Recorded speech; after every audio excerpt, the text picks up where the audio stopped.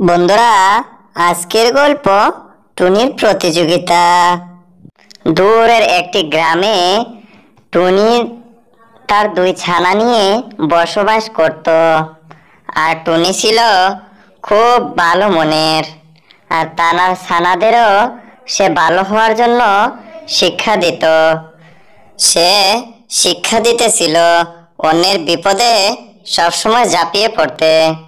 আর তার পাশের গ্রামে একটি কাক বসবাস করত। আর কাকটি ছিল খুব সৎ। সে কাউকে কষ্ট দিত না। নিজের জন্য যা ভালো তা অন্যের জন্য সে ভালো মনে করত।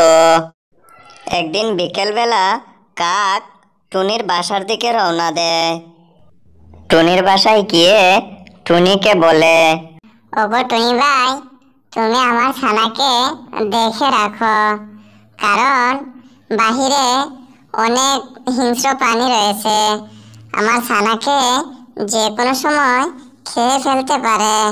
আমি খাবার আনতে বাহিরে যাচ্ছি, তুমি আমার ছানার খেয়াল রেখো।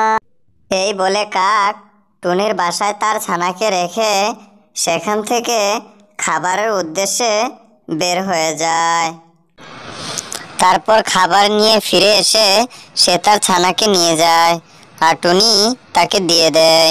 ঠিক টুনিও একদিন কাকের বাসার সামনে গিয়ে দাঁড়ায় আর গিয়ে বলে, ওগো কাক ভাই, আমি বাইরে খাবারের জন্য যাচ্ছি, তুমি আমার ছানাকে দেখে রেখো। আগের বার তো তোমার ছানাকে আমি দেখে রেখেছিলাম। এরপর টুনি তার ছানাকে কাকের বাসায় রেখে খাবারের উদ্দেশ্যে বের হয়। কিন্তু অনেকক্ষণ হয়ে যায়, কিন্তু টুনি আর বাসায় ফিরে না।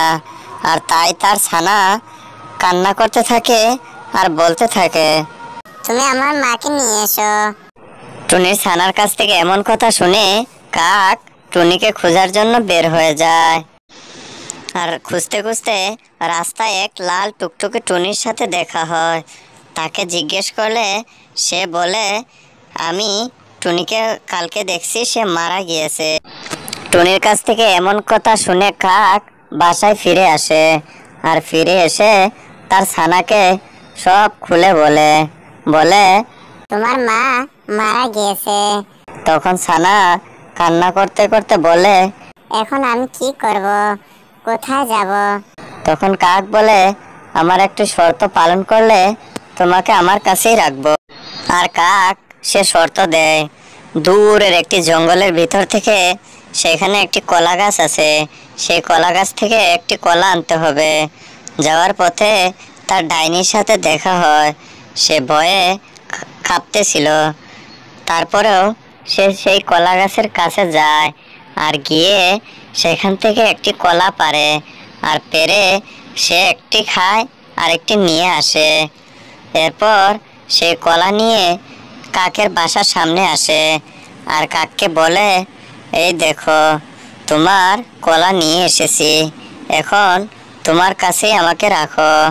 তো বন্ধুরা, আজকের গল্প এই পর্যন্তই। আরো সুন্দর সুন্দর গল্প পেতে আমাদের চ্যানেলটি সাবস্ক্রাইব করে রাখো।